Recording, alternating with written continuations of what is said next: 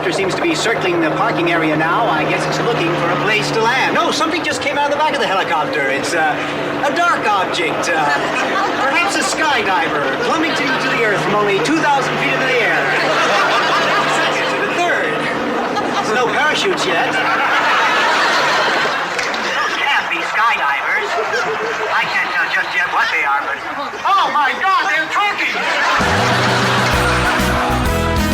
I just wanted to let you know about my study group. Oh, don't be a fuddy-duddy. I'll be your study buddy. I'm about to embark on one of the great challenges of my scientific career. This work right here is going to change history. I think this is going to be our greatest mission. I don't have time to study. I'll never get into Stanford. I got big plans for you tonight. I got maps, I got charts. I'm going to see you through this because my credibility is on the line. It's at this point that you'll want to start taking notes. Welcome to the Sitcom Study, the podcast where we contemplate the TV shows we grew up with and search for the truth and wisdom within the tropes and cliches. And what is our trope for today, Amy? It's Thanksgiving, Jay. Yeah, Thanksgiving episodes, one and all. We decided to make this kind of a potpourri. We didn't drill down into any specific subtropes like we did for Halloween. We did put out sort of a general inquiry on Instagram. Tell us some of your favorite Thanksgiving episodes. And we got a lot of Cheers and Friends, yes, which no one will deny both have classic Thanksgiving episodes, but we've talked about them a lot because of our will they, won't they expeditions. So we're not covering those, but we did get requests for WKRP and King of Queens, and we did some digging and rounded it out with some other ones. So what are our Thanksgiving episodes? All right, we've got a classic, WKRP in Cincinnati, Season 1, Episode 7, Turkeys Away. Seinfeld, Season 6, Episode 8, The Mom and Pop Store. The King of Queens, Season 6, Episode 9, Thanks, Man. And It's Always Sunny in Philadelphia, Season 9, Episode 10, The Gang Squashes Their Beefs. Yeah. So Thanksgiving, what is your real life attitude towards Thanksgiving? Is this a big holiday for you? Yeah, I feel like it's lower stress than Christmas because, you know, or the Hanukkah time because like the presents and having to have all these like traditions and whatever. I feel like that's, and then Halloween, it just is, it's always about like go and find a costume and get this and do that. And there's parties and Thanksgiving is just like sit at home and have a meal. Yeah, I mean, it depends. I think a lot of people have different perspectives on that. One of the reasons why Bob's Burgers is always fun with Thanksgiving is because that takes the point of view of the person who's responsible for cooking and all the craziness that goes into that. But yeah, I want to give a shout out to one of my favorite pop culture Thanksgiving things, which isn't a TV show, but the Thanksgiving scene in Addams Family Values, I think, speaks to what I find a little troubling in the modern world about Thanksgiving. It gets into the dark side of the history of Thanksgiving. If you remember the scene in summer camp where Wednesday Addams comes out and has, you know, the Native Americans revolt and, you know, John Smith is beheaded and everything. What I'm getting at is I don't want to totally be a Jesse Spano about it and turn everything into, you know, a political protest. But I definitely am aware of the fact that Thanksgiving has its origins in some pretty false, you know, impressions of our history. And just in general, there's a lot of problematic and sort of icky historical stuff that is wrapped up in this weird narrative that we've latched onto and built this holiday around. Yeah, absolutely. And I think the thing that I kind of keep in my mind as I feel like all of us are growing and evolving and learning is there are certain kernels of wisdom that come out of, you know, even horrible things. So the idea of being grateful, giving thanks for something that you have or family or friends or whatever it is, and, you know, having a meal together is something to be celebrated, period. And then it doesn't necessarily have to coincide with all of the historical junk that goes along with it. Yeah, and I guess what I've come to realize about all the holidays is that there are these traditions that we've come upon sort of arbitrarily, because just like in the life of a person, you know, in your early years, you establish different things that you like, and it's kind of random, but it becomes a tradition that we go to Pizza Hut every year on so-and-so's birthday because we did that one time. And I think similarly, as a culture, we established these certain holidays, some from religion, some from history or alleged history. And it's like now we have largely moved past the origins, but it still just kind of comes in handy to have these traditions, these days set aside to get together with family and to have the parades and everything. So I'm not going to be a total wet blanket about it. And, I recognize that it serves a purpose, even though at this point I do kind of roll my eyes a little bit at the whole sort of like underlying concept of Thanksgiving in a lot of ways. In a lot of ways. Okay.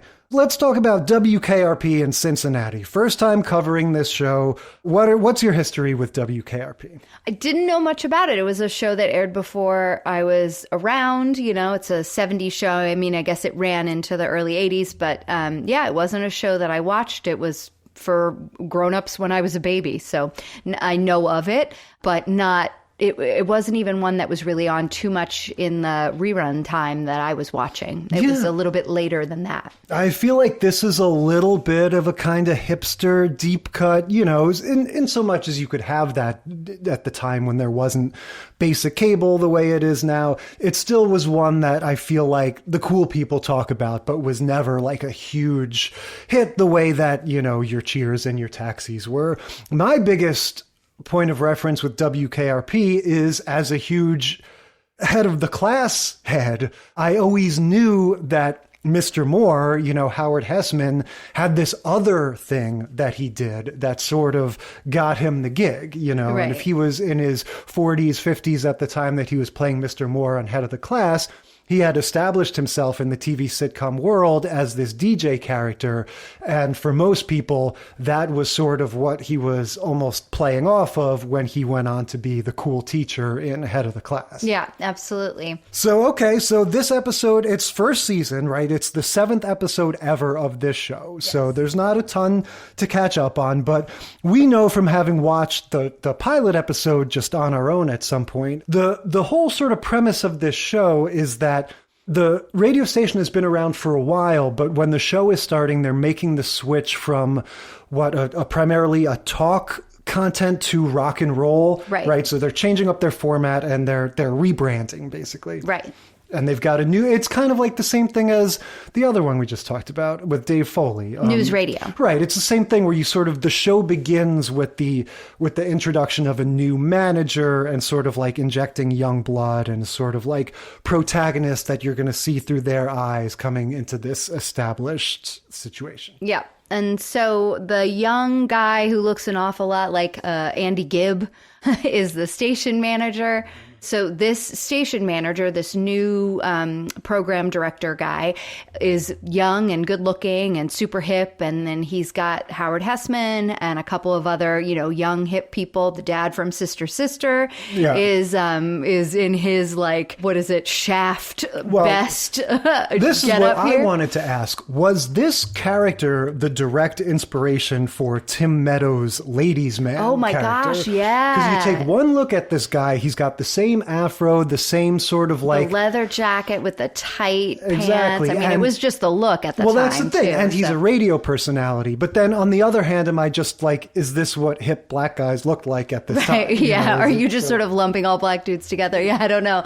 And yeah, he was one of the young, cool guys that's a part of the rock and roll station. And then you've got the station owner, like the station manager, the owner of the place. And he is feeling like he's been a little left out. So he wants to have an idea for a promotion for Thanksgiving. He wants to get involved in some way. So he's going around from, department to department trying to like find out what's going on and get involved in things. And his secretary's blowing him off. She's like, oh, here's the mail for you. No, don't touch that. That's the important stuff. And so he's like, okay, I'm in charge. Don't I get to do anything? And she's like, no, I take care of that. Well, this is a real dynamic in the corporate world, I've noticed, where the assistant sort of is the one in charge because they're the ones that have all the information and knows. And so I've had jobs where, the president of the company is like, can I do this? And they're like, no, you can't, you have to get to the next thing or whatever. And that definitely reminded me of this lady was like, she's the brains of the operation. And this guy is sort of like impotent because he has all of the power, but none of the power. But none of the power, yeah. And they have this whole agreement where she doesn't get him coffee and she won't take dictation. Yeah. And the other people at the station are like, how did she get away with that? But that's their dynamic. And so then he goes into the booth and Howard Hessman is like taking a nap during this 17-minute long Pink Floyd song. Yeah. And he's walking around trying to get his attention, trying to engage in a conversation with him. But then you see he's only pretending to take a nap. They show a close-up and he opens his eye. The whole idea is that everyone, like the office radio station is such a well-oiled machine that this guy has nothing to do. He's nothing to do. So he tries to insert himself. And his idea is, and he gets the two people that are at the station from the before times, the sales guy and Les Nessman. Yes, love that name. Who is the news reporter that still remained at the station. So he says, we were around here a long time ago. I've got a great plan. It's going to be a really great promotion. Sales, you're going to be happy about it. And Les, you're going to do a live remote from the event, and I'm not going to tell anybody what it is, but just be ready. Yes. Yeah. So that's the whole thing. This guy, again, like sitcom-y as hell through and through. This guy's whole initial sort of problem is very kind of sitcom-y. And then this whole solution of like, I have an idea, don't ask me what it is. Just like report to the places that I tell you to report and do what I say. It's top secret. It's going to be great. Yeah. There are a couple of such time capsule-y things here with it being a show about a radio station. They have a whole joke where they're like, all right, I guess if you want to help us, you can help settle this debate. We don't know whether to give away Boston or Foreigner t-shirts. Right. And the boss is like, foreign ones will shrink in the wash, so give away Boston ones, because he doesn't understand that Boston and Foreigner are the names of bands, which at the time you would be like, haha, this old fuddy-duddy doesn't know the names of the bands. But watching it now, it just makes me go like, those were idiotic names for bands. It's so confusing. That thing of naming bands after cities in the 70s, I find such a strange cities impulse. And states and countries. Continents. Yeah. You had Asia. Yeah. It's so strange. The confusing band name craze reached its height in the 90s with the band Live. There has never been more of a who's on first, confusion, chaos in the making situation than a band naming themselves Live. Or The Who. Or The Band. Or even more recently, right, than Live would be the band Fun. Yeah, no, they just, they like to confuse us in those days. Anyway, okay. So we're all gearing up for Mr. Carlson, that's the boss, Mr. Carlson's big idea, right? His big promo. Everyone's like, all right, we're going to wait and see. We'll see what this is all about.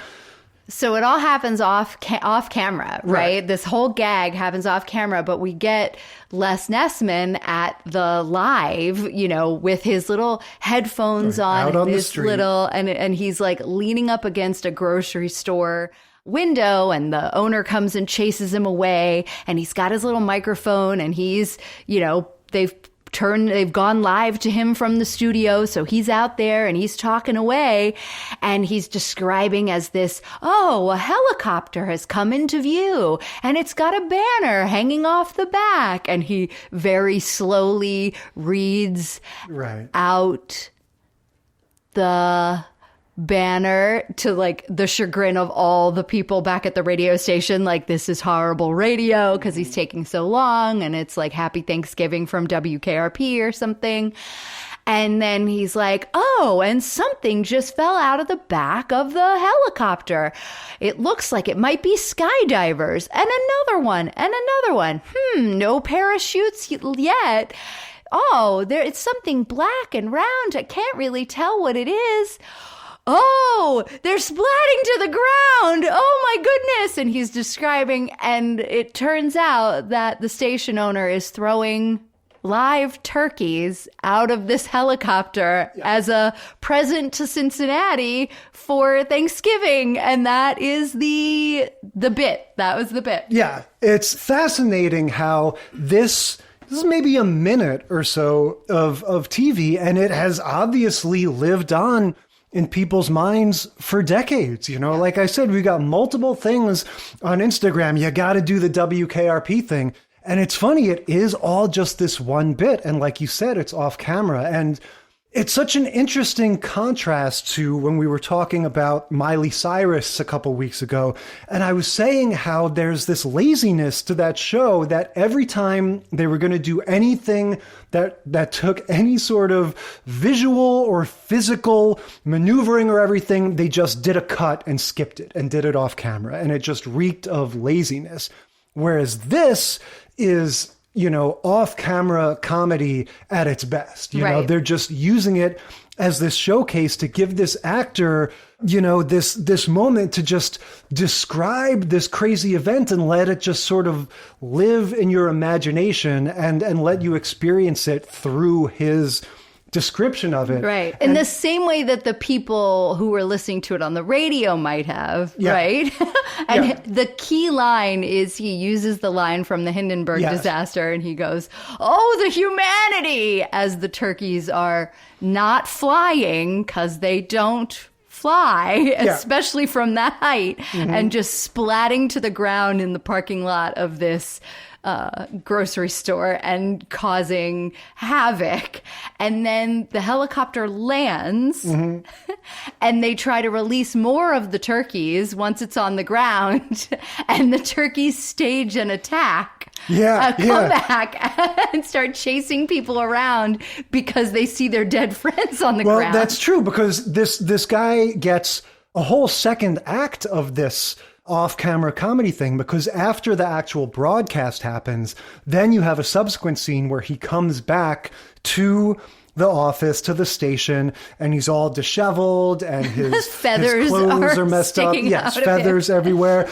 And so he starts saying, he says, you know, 5 or 6 sentences of like preposterous things that happen. And then he goes, it gets pretty strange after that. And he says, it's as though the turkeys mounted a counterattack. And again, he gets this great monologue where he gets to just describe this scene, and you get to watch everybody soaking it in. And it's just lovely the way, you know, I noticed immediately that similar to the Norman Lear shows we talked about, maybe even more so, this is a flimsy show, you know, between the time that it's being made and just the overall budget and vibe. The walls of this radio station look like cubicles or something. It looks like if somebody were to elbow one of these walls, they would fall over. It just has a very cheap feel. And so, you know, just talk about using that as an asset and just being able to come up with something that doesn't require any special effects or locations or anything, and just sort of you know, turning that into a feature instead of a bug that you have to just describe things instead of actually show them. Yeah, absolutely. I mean, look, this show has kind of legendary status in terms of like being a fan favorite. It you know, used to be shown year after year after year. In fact, the next year, the next Thanksgiving, after WKRP had been on, you know, for a little over a year, they recorded a new intro and replayed this episode because it was the most requested rerun that they had ever had. And I think one of the keys is the very last line that's said in the episode. And even in the version we watched, you can see the entire cast cracking up when the owner of the station delivers this very last line of the episode, which is, "As God is my witness, I thought turkeys could fly." Yeah. And everyone is like, I mean, Lonnie Anderson turns and covers her mouth. Like 3 of the other cast members, the dad from Sister, like puts his head down and covers his face so that you can't see them all cracking up. Because he just like comes out of his office, finally has taken off the coat where he was covered in feathers and everything else. And he's like, as God is my witness, I thought turkeys could fly. And what's great about this is it almost presages the sort of Larry David type nihilism where there's no lesson to be learned. There's no like, oh, nobody was paying attention to him. They thought that he was over the hill and he didn't have any good ideas. But then it turned out that he was the one that saved the day at the end or something. Like, nope, nothing like that. He just got in the way. Yeah. And the reason why he did more than get in the way. And the reason I think why it has become so notorious and beloved is just the surprise of it and the tone of it. It's almost like somebody telling a joke with a very long and almost like tedious wind up, and it sort of lulls you into this sense of security, but the punchline is so good that they have that confidence that when they finally get to it, you just were not expecting it, and that's exactly how it is. And it really is. It's very funny. It ends, I mean, it's another one of these shows that like it ends on that. You're like, wait, there's nothing more. That's it. No act 3. That's it. That's act 3. So turns out, based on a true story. Oh, yeah. What, like something from a headline they saw or something? No, one of the writers knew a guy who was a station manager or program director or something at a radio station in Atlanta. And he told the story of how he got fired when he worked at a station in Dallas for a Thanksgiving promotion where he thought it would be a great idea to throw live turkeys out of the back of a pickup truck. And it was a mess. Yeah, well, that sounds horrible. So not much to talk about in terms of tracking the trope. There's no family here. There's nothing, this is all just adults at work. If anything, this is just a case of, holidays like this. It's just a little extra thing to latch onto, just something funny to throw into the mix. Yeah, throw into the mix. And I think, this episode, not this episode of WKRP, but like this episode of our podcast, I think that to me is what kind of came to light with not finding a specific trope for this week, but just kind of looking at Thanksgiving episodes that, had some buzz or that people liked, and kind of seeing the ways that different shows are just like, oh yeah, nod to a holiday without doing like, everybody sit down to dinner and we're going to learn a lesson or we're going to this or we're going to that, having, like you said, zooming in on one particular trope, but just more the overarching, like, hey, it's Thanksgiving. What do TV shows do? Yeah, and I think this first one, WKRP, has a lot in common, in a sense, with our next one. So let's move on to Seinfeld. Season 6, Episode 8, The Mom and Pop Store. Yeah, so we've covered Seinfeld once before for our Julia Louis-Dreyfus episode. It's always hard. Seinfeld does not lend itself to the tropes the way that other shows do. We talked about this last time. It always has, its fingers in all different pies. There's always all different interlocking stories going on, and it's not super tropey. You're not going to have a whole episode of Seinfeld about they get in a fight and they have to figure out a way to reconcile. They were doing interesting, weird stuff. And so this is as close to it as you're going to get. Sure. And the other thing with Seinfeld, which we found true in a lot of the ensemble shows, but Seinfeld more specifically, is just that they have so many storylines happening, right? Like there's always something happening with, George and Jerry are getting into a thing, and Kramer's got his own thing going on that might connect back to something George is doing, and Elaine's doing something too. You know what I mean? So there's always just, Friends is kind of like that, but I feel like Seinfeld is much more, everybody's sort of on their own, doing their own thing, and then we sit back down at the diner and find out about all the things. There's just so much going on that you can't really say there's an ABC storyline. Yeah, definitely. And they were very good about, splitting them up and making them just sort of equals. So in this case, the Mom and Pop Store is the name of the episode, but that's not even, I would argue, like in the top 2 of the stories. I think a lot of people remember this episode because it's the one where George buys John Voight's car, right? Right. We later find out it's John Voight, the periodontist, not John Voight, the actor.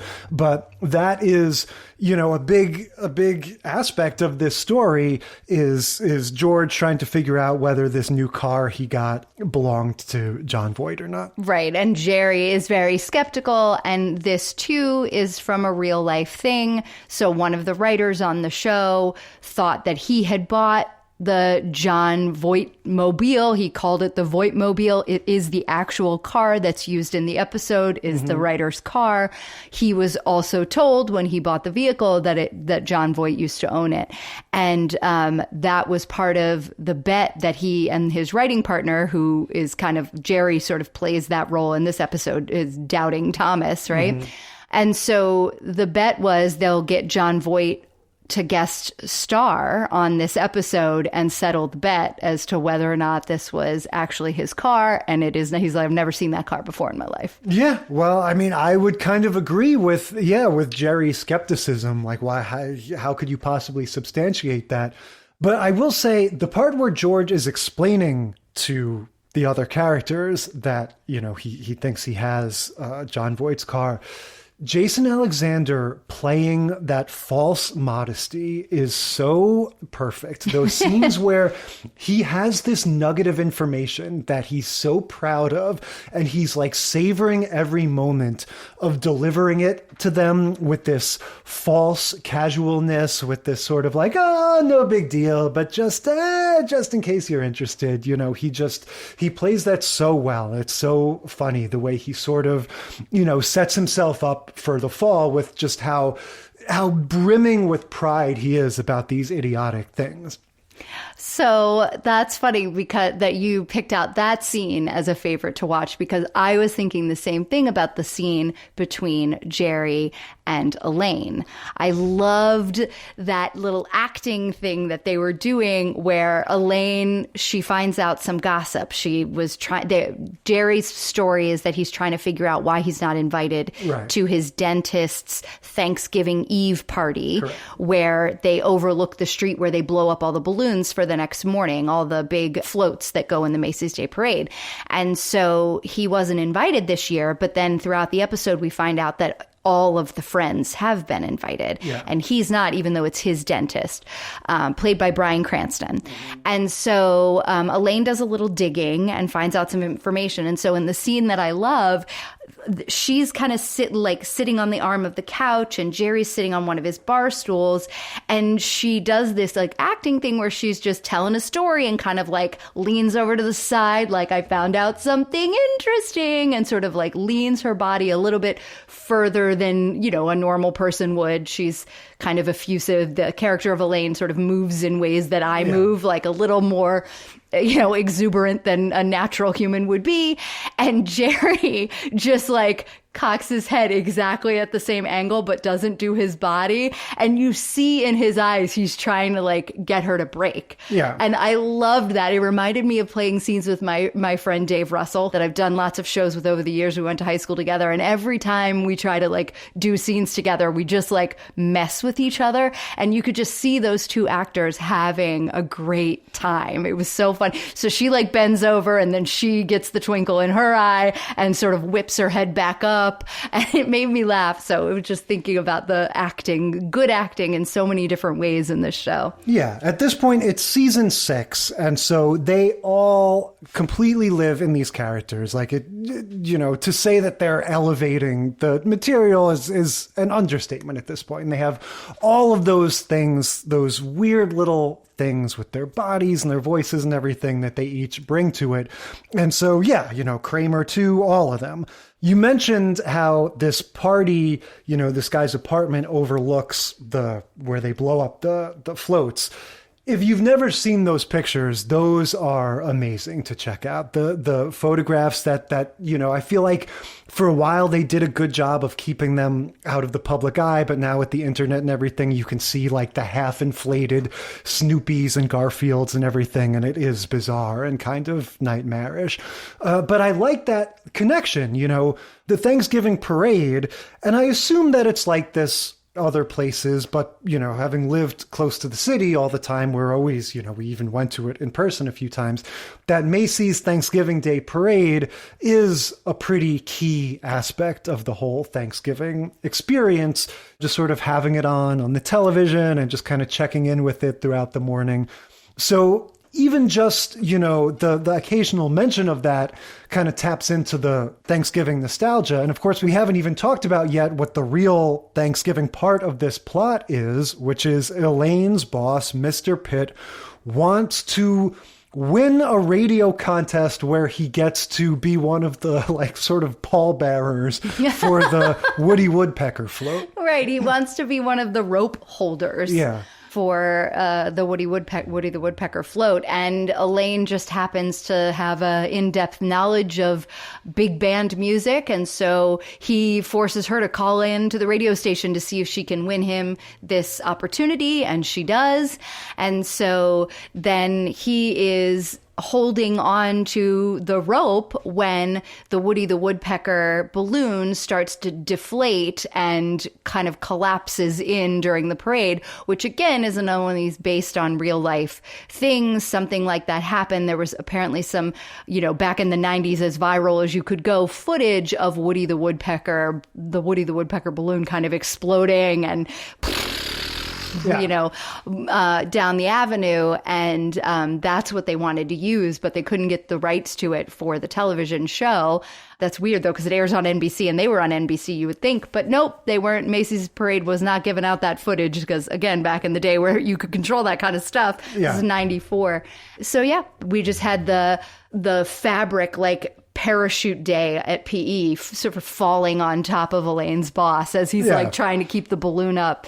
And all of that happens because Jerry crashes the party, the dentist's party, and leans over and knocks this award that is the Empire State Building out the window, and it pierces Woody the Woodpecker. Yes, this is a classic sort of Seinfeld plot dovetailing thing where everything affects everything else.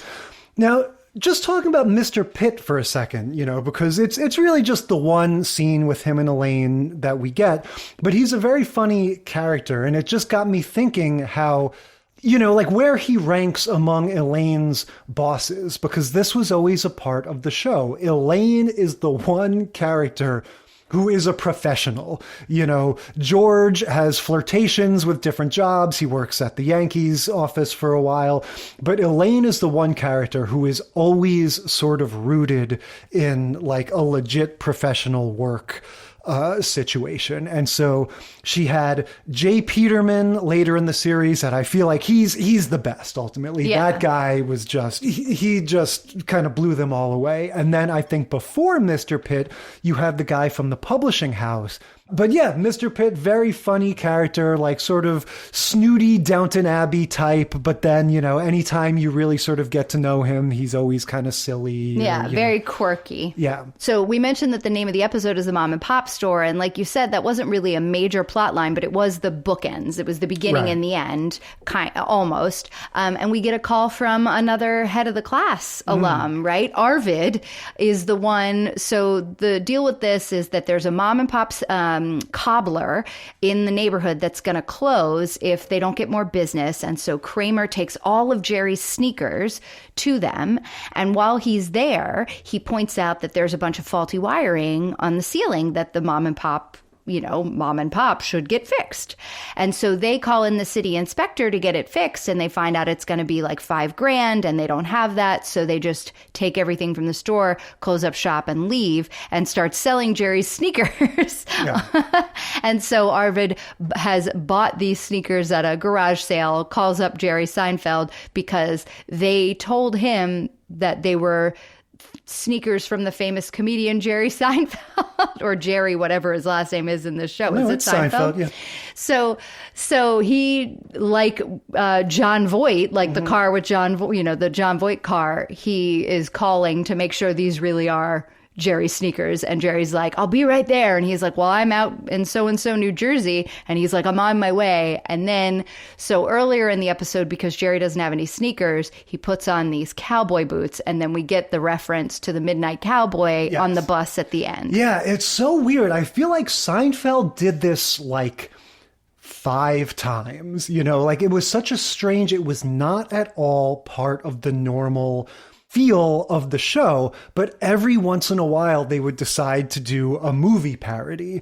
And the movies that they would reference, and even just the ones that they reference in their casual conversations, are always like a decade or two earlier than what was even like the norm at the time, I feel like. I guess Midnight Cowboy, a lot of people would still remember that. But when Jerry Seinfeld will like randomly toss out the name of an actress, he'll toss out like Jane Wyman or something, Olivia de Havilland. Yeah, like he's just always referring to these old-timey names and movies and stuff. But so yes, this is one of those movie parody parts where they're on the bus, and because it's a John Voight movie.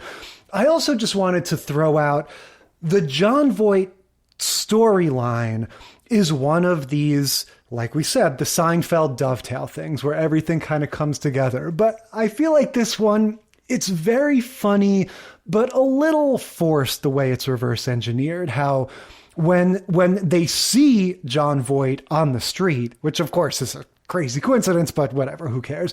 They go like, hey, John Voight, wait, I need to show you something. Is this really your car? And John Voight takes his arm and bites it, right? He's getting into a cab and he bites his arm. Kramer, yes. Because Kramer is just on the street and sees John Voight and is trying to like explain the thing. And John Voight is like, this is a crazy fan. And so Kramer like reaches into the cab where John Voight's getting into the cab. And he's like, this guy's reaching for my wallet. So he grabs Kramer's arm and bites it. Apparently they didn't tell Kramer, they didn't tell Michael Richards that was going to happen. So his reaction is like, what? It's real. But that's so strange though, because it's part of the story. Yeah, but they I guess hadn't given him those pages yet. So he didn't know what was coming. So on purpose. I mean, it was they did it on purpose. And then of course, because he's got the bite marks on his arm and they're going to a Thanksgiving party full of dentists, and they've got the pencil with the bite marks on it from the alleged John Voight car, so it was in the glove box of the car, so they're trying to match the bite marks from the pencil to the arm. Yes, it's very funny, and the scene with him biting his arm is very funny, but it's just one of those things when you step back and go, oh, well, yeah, of course, they just wrote it like that so that they could arrange this thing. It is just one of the more, preposterous story beats they've ever had. Asinine, for sure. But it's funny, like, and it goes by so quickly, and so many random things happen to Kramer of all people anyway, that it's like, all right, it's ridiculous, but it's Kramer. Yeah. The other completely random, apropos of nothing thing that I wanted to mention, because I've always noticed this about Seinfeld, he has a handful of VHS tapes in his apartment, and you can clearly see that one of them is Child's Play 2. That had a very distinctive spine because I owned that movie as a kid. And I just always found that so bizarre. Why would Jerry Seinfeld own a copy of Child's Play 2? It's completely inconsistent with his personality, with the age he was. Like, it just doesn't make any sense. And now that these things are on Netflix and in HD, you can actually see them clearer than you could back in the day. And so this time I was looking out for what the other ones are. You can clearly see one of the other movies is Pretty Woman. And that I could buy because, all right, that's just a generic mainstream movie. Maybe he has that on for like when dates are over or something. And then the other one I noticed that's on the other side and at the front of the pile is Arachnophobia, which is also a very bizarre movie for him to have. But Jerry likes horror movies. Well, here is my conspiracy theory. He likes movies by Universal because his show is on made NBC on NBC Universal? Universal.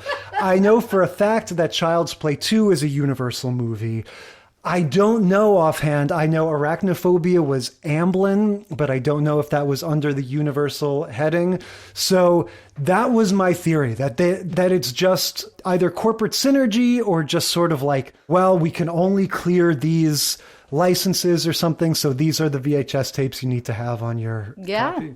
That is wild. I didn't clock any of that, but what I noticed was another one of my favorite, but also everyone's favorite episodes of Seinfeld is the puffy shirt episode, right? And in that episode, he puts on the puffy shirt and he says, but I don't want to be a pirate. And in this episode, he puts on the cowboy boots and he says, and I don't want to be a cowboy, in that little whiny voice. And it's like, I don't ever think of Jerry Seinfeld as like cute, but he does this like little boy thing. And I'm like, oh, you're so cute. Yeah, no, and that definitely was a callback to like, oh, everyone loved it when he said that, that line in that way. But yeah, again, in terms of tracking the trope, I think the Thanksgiving parade gets you a lot of mileage in terms of just Thanksgiving vibes and just making it sort of feel like part of that whole experience. And yeah, I think this is kind of what Thanksgiving is if you are like a single person in the city, where it's maybe not a huge thing. It's like, it's the more like Friendsgiving. Yeah, maybe someone's having a party and who knows, maybe some of them are going up to some relative the next day or something, but it's not a huge thing. Right. It's just, having a dinner out instead of but okay. So another fun fact though about this episode is that this was 1994. It aired the same night as the Underdog episode of Friends, where both episodes, both Seinfeld and Friends that night had balloons exploding, deflating in the Macy's Day Parade. It was another one of these like Ross wanted to like, or maybe Monica, I don't know. I feel like I'm getting it confused with them wanting to be on New Year's Rockin' Eve, but the Underdog was blowing down the street. All right. So much for Seinfeld. Moving on to another New York-based comedian with his own TV show, King of Queens. Oh, joy. Season 6, episode 9. Now, I want to get out in front of this. So King of Queens was suggested by friend of the show and fellow podcaster Eric from the Everything is a Primary Source podcast that we were on as a guest a little while ago. We covered Charles in Charge.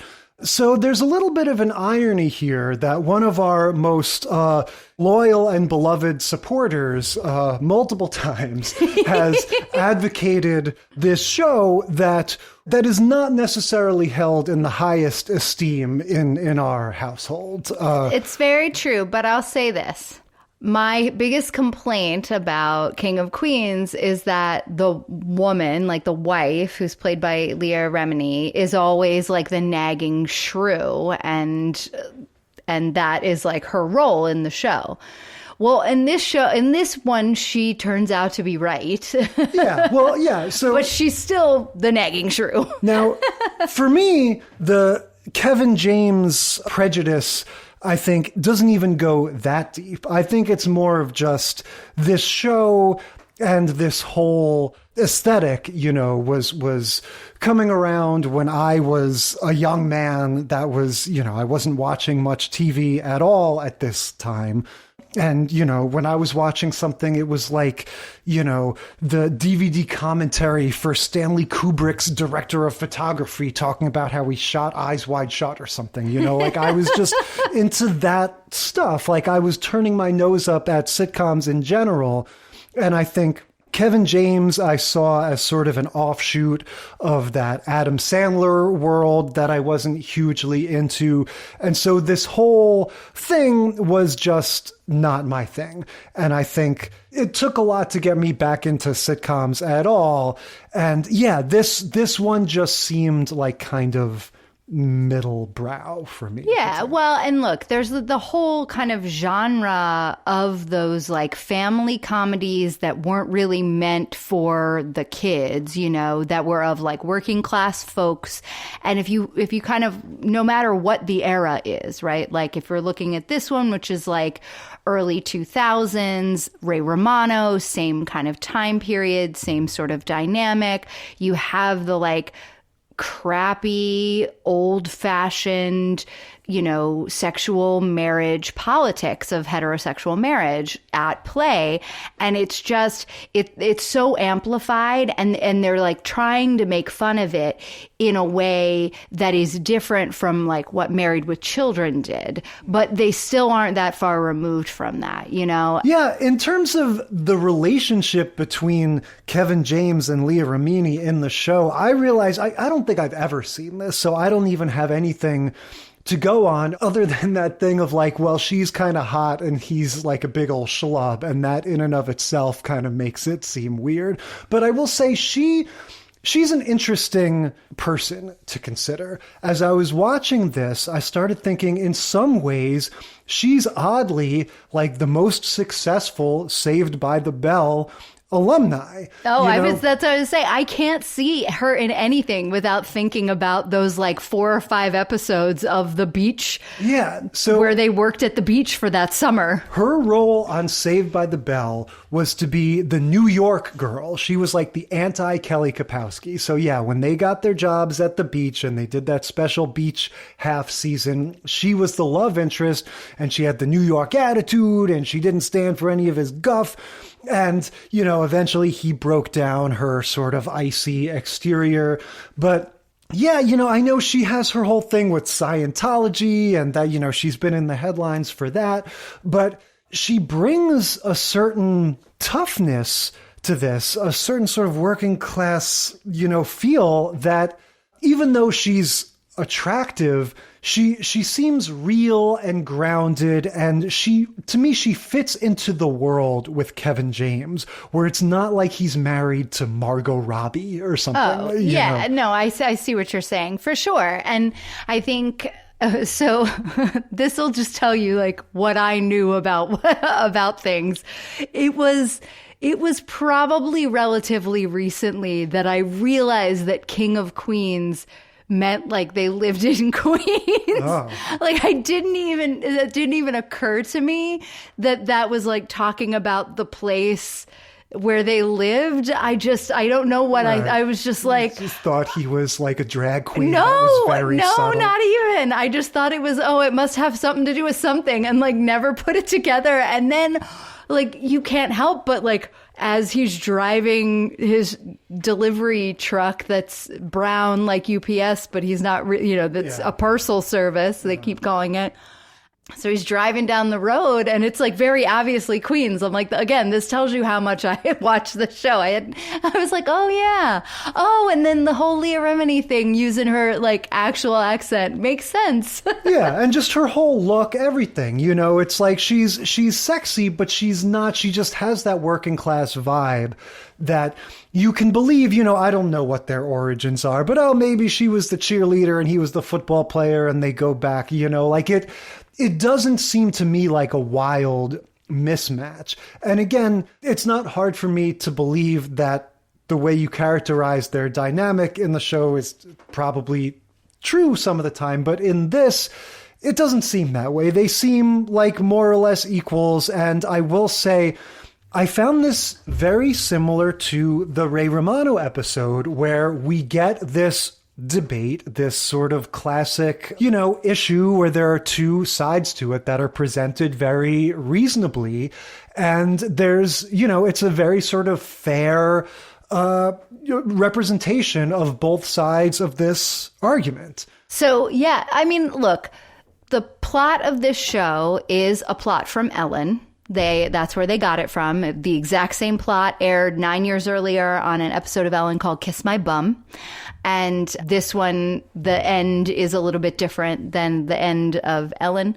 But Leah Remini's character is cooking dinner for everyone. Normally her dad, who's played by Jerry Stiller, is with them, but he wasn't in this episode. He has gone to visit his brother or something out of town. So he's not going to be with them for Thanksgiving. So she's going to cook for their friends. And so that's what she's cooking for 10. And normally, there's all the jokes about how like, oh, you're cooking and something isn't on fire. It's not, the house isn't smoking or whatever. And she's like, I know, isn't it great? And so, the kitchen's a mess and she's got all this stuff going on.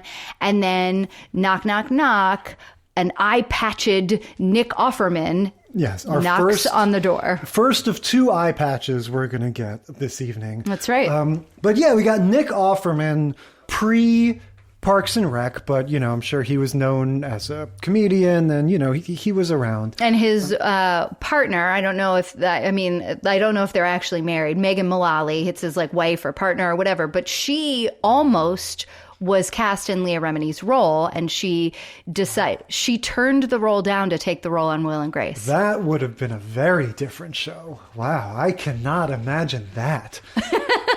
Kevin James and Megan Mullally as the married couple. It would have been a totally different Megan Mullally kind of character, that's the thing. Though. I don't think she can not talk like that. What are you talking about? The Karen voice, you mean? I've never seen... is a totally different voice than she used on Parks and Rec, even.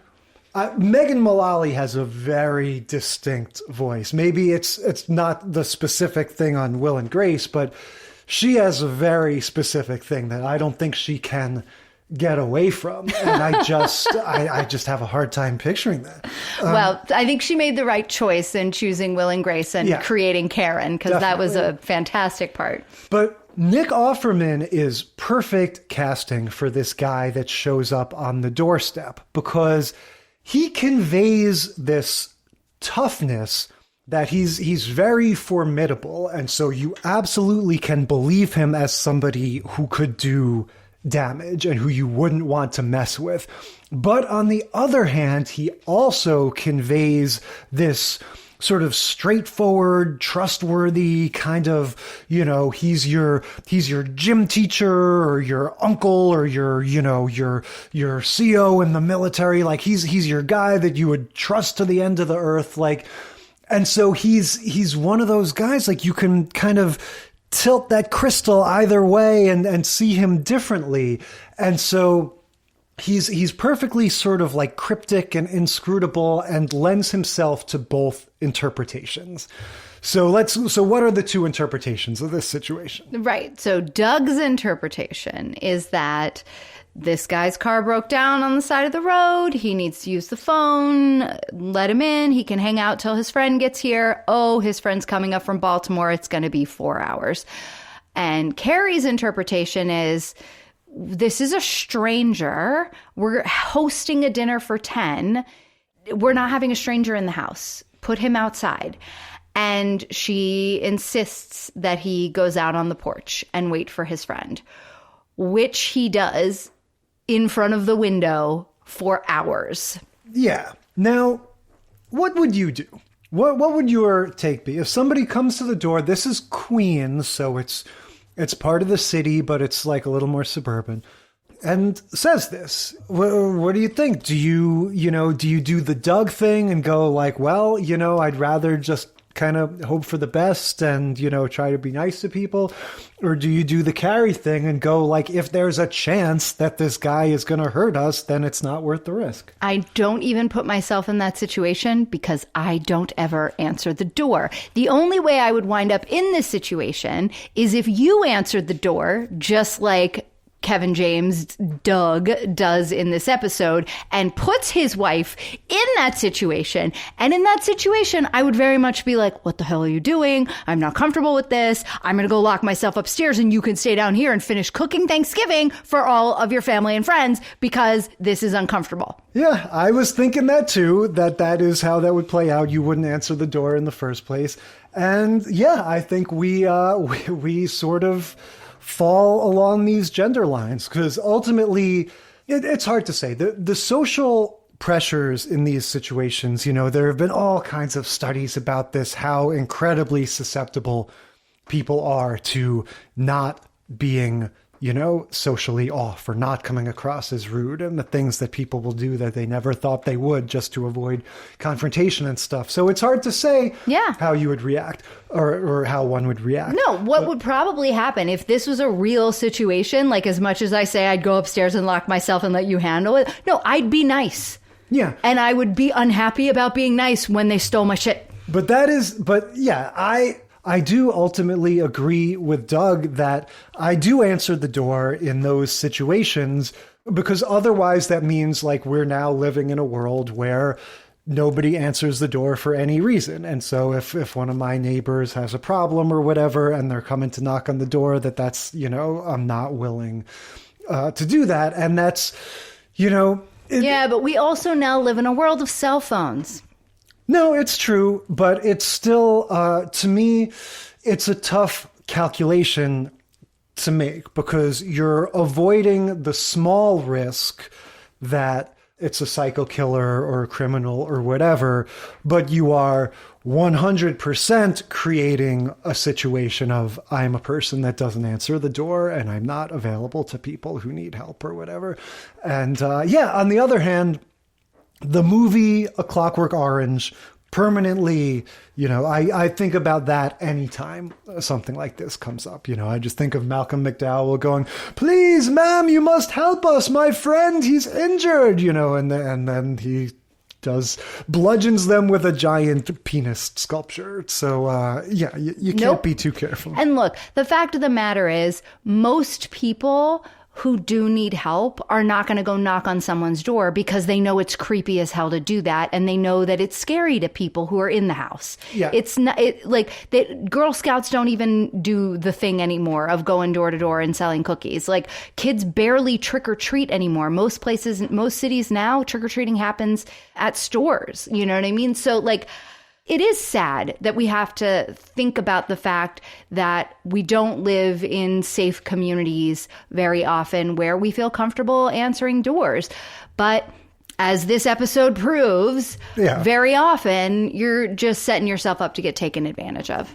Yeah, but like I said, I think it portrays it in a reasonably fair and compassionate way, that they both sort of have a point. Neither one of them is just being, mean or stupid or whatever. No, they absolutely make Leah Remini out to be the shrew. She has spent a day or more slaving over this dinner, trying to create this amazing meal for friends and family who've come over, and every single person ends up out on the porch with him, and she's alone at dinner. Yes, throughout the episode, that's what happened. So to back up a little bit, so the family all comes over. We have baby Patton Oswalt. We have he does look really young in this. And so Lou Ferrigno. Yeah, Lou Ferrigno is part of the family, playing himself. Okay, right. So obviously, I'm not totally up to speed on all of these supporting characters, but we've got the whole family there. This disagreement is ongoing.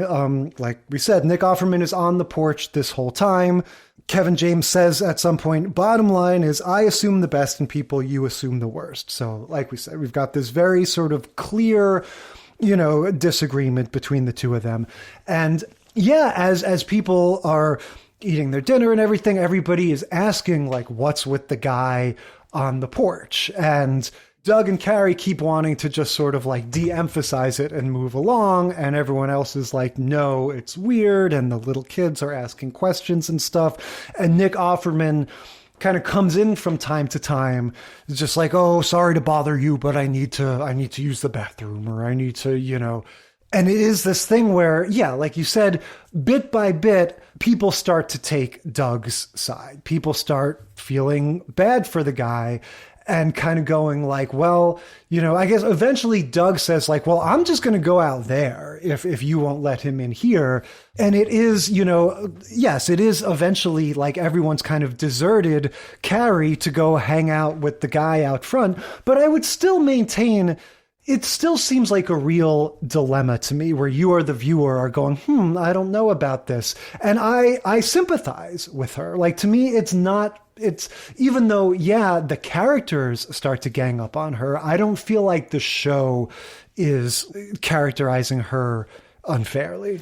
No, the show, I think the writing keeps it even, but she, it very much looks like she's going to get her comeuppance all throughout, right? And then the twist at the end is, no, right. He locks them all out of the house and he steals everything. Right. And so then she's standing there with the police explaining what happened in her rightness.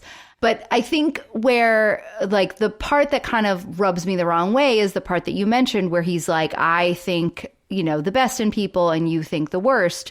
And to me, I don't think that that's true. And again, I didn't watch the show enough to know if that, like, is who she is. But as a person who would have pause about letting a stranger into my home, it's not because I think the worst of people. It's because that is a safety risk. And I am much smaller than Nick Offerman, and that would not be a safe situation. Yeah, no, I think that's totally fair. And look, the show doesn't address that particular angle of it. But again, all I would say is if you're having a show about a married couple, this having them have those different sort of points of view makes sense. Like, I think that's a good sort of basis for it. And, I also don't have the context of what she's like in the other episodes, but I would say the idea that going with his whole sort of lovable teddy bear kind of thing, the idea that Doug would be a little naive and he would err on the side of like, oh, come on, he seems like a good guy. Whereas she would be a little more streetwise and a little more jaded. It's not reinventing the wheel, but I think that's a perfectly fair dynamic. It definitely fits with at least the characters as they're presenting themselves in this episode. And the other thing is that we don't get a lot of the true perspectives from the other characters, right? Like Patton Oswalt, he's like the butt of the joke because he's on Carrie's side, but they make fun of him as being afraid of everything all the time. Like he works for the MTA, and so he sits behind bulletproof glass in a little booth and is scared of everything. And so they just write off his opinion in agreeing with Carrie. Yeah, they all chime in a little bit, but the truth is there's not much to discuss because there's not a whole lot of information. Everyone sort of understands, like, yeah, he's probably not a psychopath, but he could be. But he could be. And it's just a matter of where you fall. Then he helps the little kid, right? So he helps him with his Game Boy. He helps the littlest kid. There's two little kids that come to the dinner, and he helps the littlest one fix his Game Boy after he comes in and goes to the bathroom. Which is another one of these moments where, he's just so affable and nice. And that's the breaking point where Doug fills his plate and then fills a plate for Nick Offerman and goes outside. Yeah. So now to walk through what happens here, because this seems a little hard to believe. So the whole party ends up on the porch because, like we said, the one by one, everyone went out to join Nick Offerman, and then Leah Remini's character Carrie comes out and says, it was me. I didn't want to let you in, but whatever. It's Thanksgiving. Let's all be friends. And so then Nick Offerman goes, oh, you know what? There, I see my friend's car there. He's finally here to pick me up. Let me just go, get my... He said, we got a long drive back. I need to go to the bathroom or whatever. Mm-hmm. So, I mean, very predictable, right? We can immediately see where this is going. Now, Nick Offerman goes inside by himself while everyone else is out on the porch. So clearly it's going to turn out that Carrie was right the whole time and he's going to rob them. But we get some more off-camera antics here because we go to a commercial and then we come back and it's like the police are here. We have been robbed. This is all in the past. So what happened? Like, how did this one guy get away with their stuff? They've got him outnumbered. The reason they knew he was robbing them when they were on the porch was that they turned around to go inside. And he locked them out. Right. So call the police, say, there's a guy in our house. They didn't bring their cell phones outside. But they have him outnumbered. Like, why not just physically stop him until the police come? How? He's going to go out the back or wherever. I mean, he's going to go out he gets out somehow. Yeah, no, that's what I figured. He went out the back. But to me, if the attitude is like, look, we don't want to mess with this guy, we don't know what he's capable of, then fair enough. But it just seemed to me like there's 10 people out there. Why don't you go, oh, hey, you 3 or 4 guys, you go around to the back, you guys go around to the side. Let's make sure this guy doesn't get anywhere with our stuff before the cops get here. Or they were scared. They're like, if he's going to do that, then we need to clear out. But this is the part that kind of rings true with what you're saying, right? This is the situation where you'd want to be able to answer your door for your neighbors. So if they knew their neighbors, or if they lived in a neighborhood or whatever where they had that capability, they could go next door and bang on their neighbor's door and be like, let me use your phone. There's a guy inside stealing all my stuff. Yeah. But because the only guy in the neighborhood, whoever opens his door, is the one getting robbed, nobody is going to, so that isn't an option either. Or at least that's how it's presented in the show, right? Like they don't have any other options except just, we got robbed. Now we got to tell the cops. Yeah, that just seemed weird to me. Like that left a big question mark to me of how did this play out? Like, did he walk right by them out the front door? Did he sneak out the back? They must be able to stop him if they wanted to.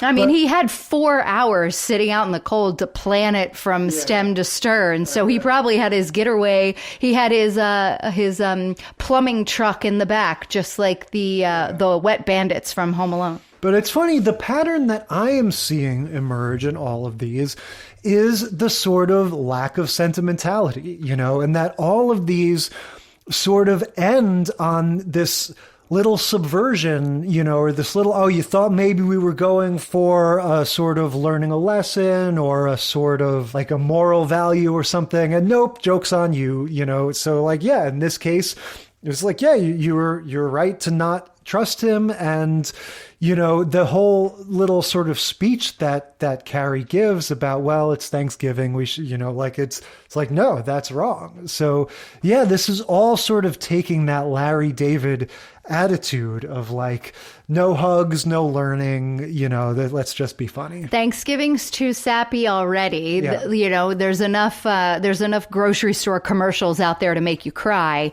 We're not going to fall into the same trap. We're going to be more nihilistic in our Thanksgiving episodes. Yeah.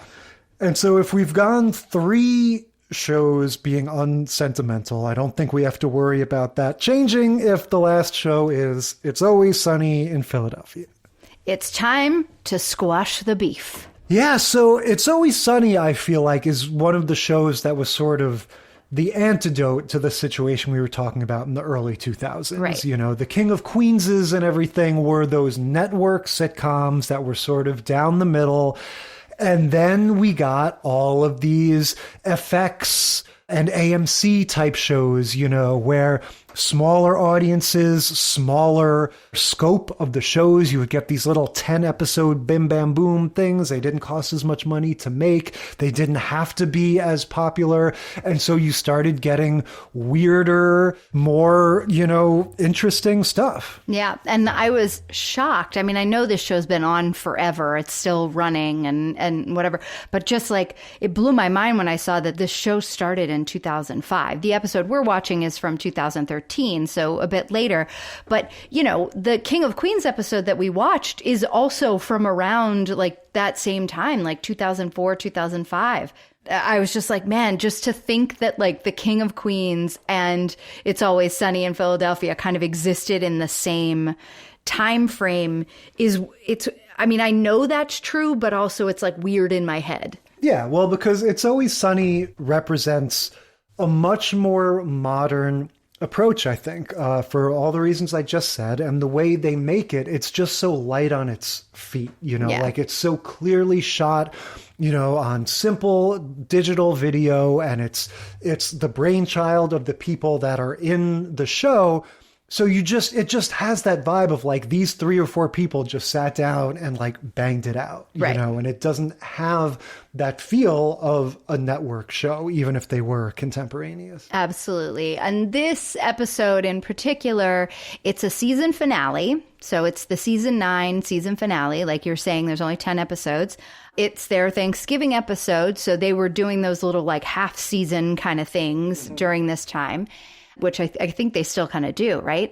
And the other thing is that it is an episode for the fans. Yes, this is very much, it's not a clip show because we don't really need those anymore in the streaming age, but it's very much a, sort of fan service review of some of the favorite supporting characters and sort of, almost like an Avengers Infinity War of It's Always Sunny weirdos. Right.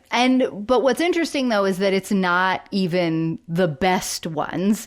It's all like the sort of mini ones, Well, that's a matter of taste. We got Cricket, but he's not even arguably the person who has the biggest beef with the gang over the, at least a lot of the first chunk of this 20-some year, juggernaut is Cricket. He starts out as a minister or a priest or something when he first kind of gets in contact with the gang, and then he becomes like a drug addict and homeless and a meth head, and he's injured every single time they, get involved with him.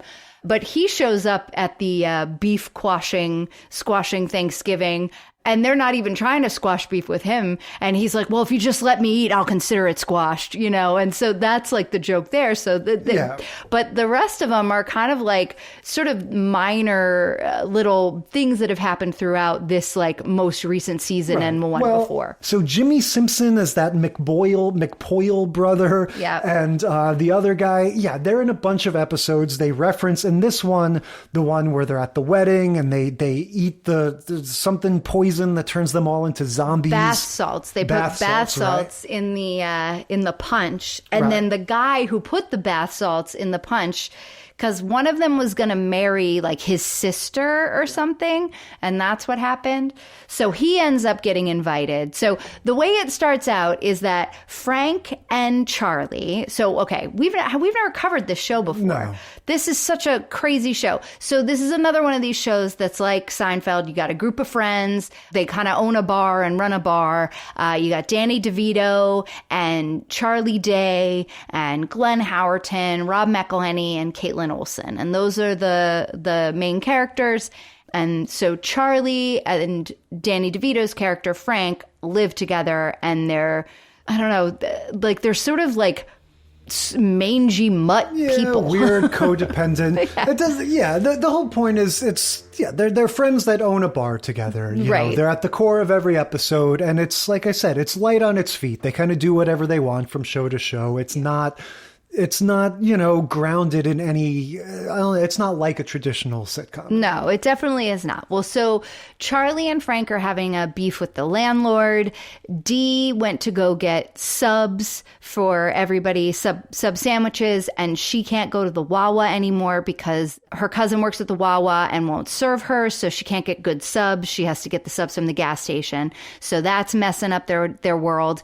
And then the two brothers that you said, like Jimmy Simpson's character and his McPoyle brother, they now own a video store. And so ban them from the videos. Dennis and Matt go to rent a video, the director's cut of Thunder or something, which is another callback to an earlier episode.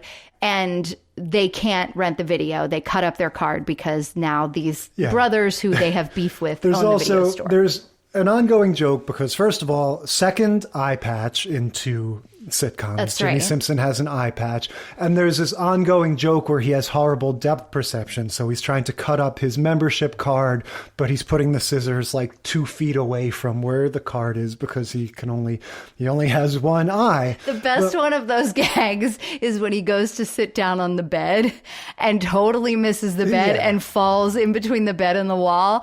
Like, I have so done that, like thought I was over a chair or thought I was and fallen like that. And you see the whole thing. Like a lot of times in shows like this, they fall behind something. And so there's like a mattress there or a little pad there for them. No, this guy, like, he busts his ass on the hardwood floor and you watch the whole thing happen. And it is very funny. Yeah, no, this guy is really good. Jimmy Simpson at this time was like exploding. Like he was showing up in little parts in every prestige show. He had a big part in that Westworld show. He would be in movies all the time as just this really reliable, often like scummy guy. Yeah, he plays that sort of like meth head kind of it's his like face. trailer park weasel really well. I hate to say it, but it's because he's a really, really talented actor, but his face, there's just something about it that you're not going to put him in the leading man role. You got to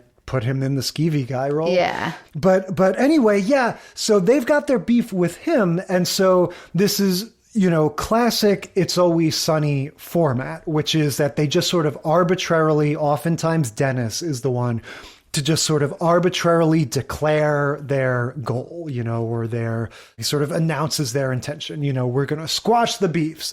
And then you cut to the theme music, right. And that's the sort of defining aspect of this whole gang is the way that they go on their own momentum and they never question themselves. It's always like, we're going to do it. And it's this straight line. And Mac especially never really questions what Dennis wants to do. Or if he does, he's very easily sort of redirected. And this is one of those times. Yeah. Well, and Dennis is a full-on psychopath. Yes. Which just... It makes me laugh how that is woven into every single episode in a way that it's like, if you don't know you're looking for it, you just miss it. But then you're like, wait a minute. Well, sometimes it's not subtle. But... No, sometimes it's not, right? Sometimes they're trying to say, like, look at him, he's a psychopath. But like in this one, it's not. He's taking charge. He wants people to sign a legal document saying that the beef is squashed, but not apologize, not own up to anything, not actually have a conversation about said beef. Just, here, I'm going to ask you to sign this document. And the gang is like, why do you always want people to sign a legal document? And he's like, because then I have the power and no one can stop me. Yeah. Like, and what? It's such a fun, tone and pitch that this show is at, that it's like, what do you mean legal document? Like, where did you get this? How would you enforce it? Like, it's almost like watching the Muppets have a conversation where it's like they're in their own little world and, they pull little pieces from reality, but they don't really know what they're talking about.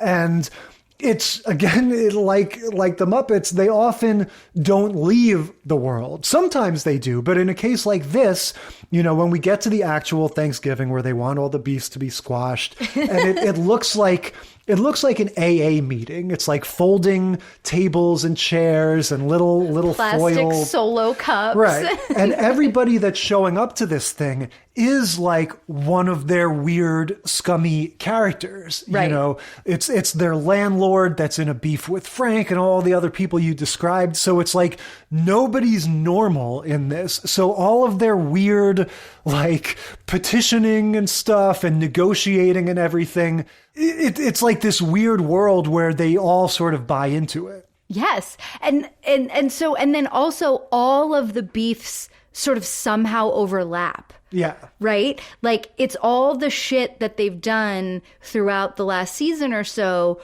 just like you said, kind of blindly sort of going along that every decision one of them makes is the right decision, even though they're terrible people. Yeah. And so, they have legitimately hurt and ruined the lives of everyone in the room.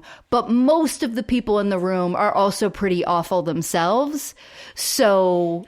Well, it's also this characterization where nobody really gives a shit about anything in this world, except for themselves. Yeah. And so it's one of these things where even though all the characters are distinct and fully realized, there's also just aspects to the whole tone of the show, to the whole world, that are sort of uniformly quirky. And I feel like that's kind of what you're getting at, that all of a sudden all of the beefs start being resolved in these like weirdly sort of easy and convenient ways, or almost like unintentional ways sometimes. And it's just like, oh, okay. You know, it starts, I think this happens a lot on the show too, where things start getting away from Dennis and people start going like, oh, cool, I like this. And he's like, no, wait, that's not how it's supposed to be. Because it's not the way I wanted it to be. Yeah. So it descends into a food fight. Oh, yeah. Right? But before we get to the food fight, everybody except for Dennis's whole thing is everybody needs to sign the legal document. But the rest of the cast has a way that the beef is going to be squashed. So Charlie makes squash and beef for the meal. That's his way of having the beef get squashed. Dee has a cheese board slate that she's going to wipe clean. Mac has a pail of sand and a hatchet so that they can bury the hatchet. Yeah, it's like one of those rebus puzzles. Is that what they called it from when you were a little kid, where it would be like, I see you. And it's like a picture of an I and a C or something. Yeah, they're all taking everything very literally. But then these props that they've brought, you know, end up when everything starts descending into chaos later and people start fighting at the table. Cricket gets the axe thrown into his arm. In his arm, because he always gets injured every time. Yeah. Mac and Dennis try to buy somebody's eye so they can give it to the McPoyle brothers and not have to say they're sorry, but just like replace the eye that got lost. Right. He's painted a fake eye onto his eye patch. Which isn't even an eye patch. It's like a piece of moleskin that he's put over his eye that is like flesh colored. So it is so creepy. Yeah. And then, of course, you know, he's such a funny actor. Like, he purposefully will look at the camera in such a way where like his, you know, the one eye that's drawn on is looking in one direction and he's looking in the other. So it's very off-putting. Yeah, he looks like Mad Eye Moody when he's darting his one real eye, in both directions. But like a low rent creepy Mad Eye Moody. Yeah. But yeah, like we said, everything starts descending into chaos. There's cocaine involved. Someone whips out the cocaine and Frank goes, "Oh, I'll take some of those tasty nose clams." That was a great line. So yeah, the cocaine gives way to the food fight. The food fight gives way to the axe throwing, and it just gets crazier and crazier. And Mac discovers that his bedroom is on fire. Right. They go to hide out in the bedroom from the food fight. They try to escape because they're like, all our beefs are getting in beef with each other. We just better extract ourselves from the situation. So they go to hide in Mac's room. But Frank he's been having this staring contest with his landlord, who is there, that he has beef with. And they try the agreement that Charlie brokers is, you know, we'll pay you half the rent now and then you fix the heat and we'll pay you the rest of the rent. And Frank, Danny DeVito's character, is like, I'd rather watch the rent burn than give you a cent until you fix the heat. And so he pulls out this wad of money and sets it on fire. And so he says to Mac, I may have started a money fire in there. Yeah. So his bedroom's on fire. So they sneak out of the apartment and lock it from the outside, like bolt it shut. They sneak out of the apartment. Dennis grabs a drill and nails them in, and screws the door shut so they can't get out. Right. But he does explain there's a fire escape. We're not killing them. Well, no, because his friends are like, Dennis, this is bad. Like, you know, murder. And he's like, there's a fire escape. It'll be fine. Yeah. So, We're just buying some time to get to the bar and away from them. And so, ironically, you know, given the reputation and everything of this show, It's Always Sunny, I think, has the most sentimental ending of all of these. They're like, well, we didn't really squash any beef. And they're like, but we learned a valuable lesson, kids. Well, and that was, we can only rely on each other. Yeah, what he says, Frank says, We don't need to get along with anyone else. We have each other. And so, yeah, it's kind of like, why bother squashing our beefs? Let's just, we have each other. That's all we need. Let's continue to make other people's lives miserable because we're fine. Yeah. But I mean, I will say of all 4 episodes, that's the only one that even attempted some sort of human sort of touching moment like that. Right. But they subverted it, right? They did the other way than you would normally think. Yeah. But it's almost, in this case, I feel like it's almost the opposite of the usual, where they're subverting all of the chaos and nihilism with a little bit of sentimentality, I think.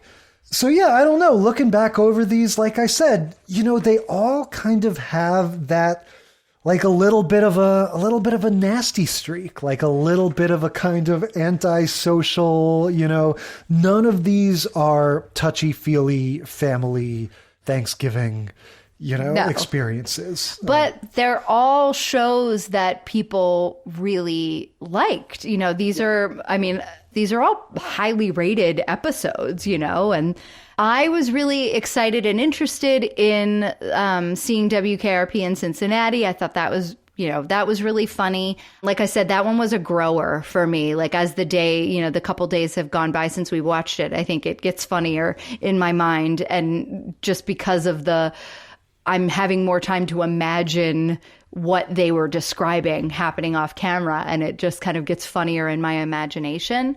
But yeah, and the Always Sunny episode, I remember watching that back when I was watching the show all the time, and I thought that was hilarious because they brought back all these people, and it was it was an episode for the fans. So I think those 2 probably were my favorite. Yeah, I think WKRP sort of takes it in terms of the, just the brilliance of that part. And yeah, just sort of like weirdly establishing itself in like sitcom history with that one little 2-minute sequence. You can't really beat that.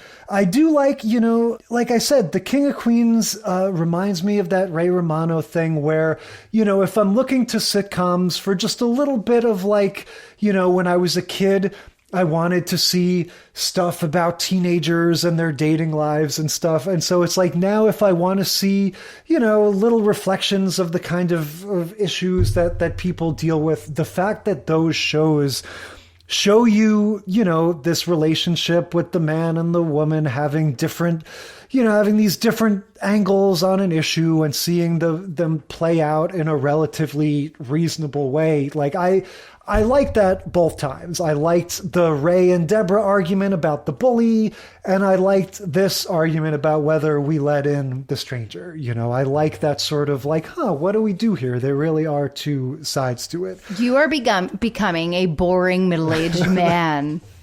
And then, yeah, I mean, look, again, the Seinfeld and the It's Always Sunny, I mean, they're both classics just from what they are. I'd seen both of those episodes multiple times. I'm sure I'll watch them again before my life is through. They're classics. And I think that now that we've watched the WKRP in Cincinnati episode, we should go out and get the t-shirt, because there's a famous t-shirt that is sold that says, "I survived the turkey drop of Cincinnati 1978. All right.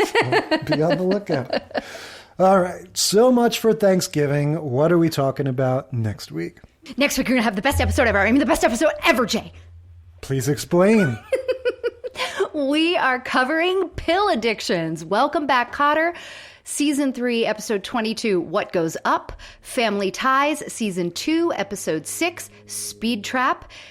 Saved by the Bell, Season 2, Episode 9, Jesse's Song. And finally, Family Matters, Season 7, Episode 14, Life in the Fast Lane on diet pills, caffeine pills. Woo! Yeah, this is a pretty important juncture. To be clear, Jesse's Song is the I'm So Excited episode of Saved by the Bell, one of the most significant and important episodes of television to come out in our lifetimes. And so that's next week, and until then, we will consider this segment of the sitcom study concluded.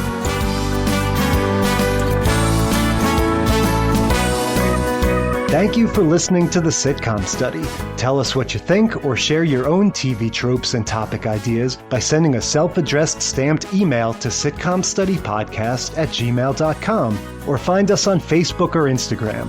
And if you like the show, consider leaving a rating or review on your podcast app. It helps us boost those precious Nielsen ratings. The Sitcom Study is recorded in front of a live studio dog.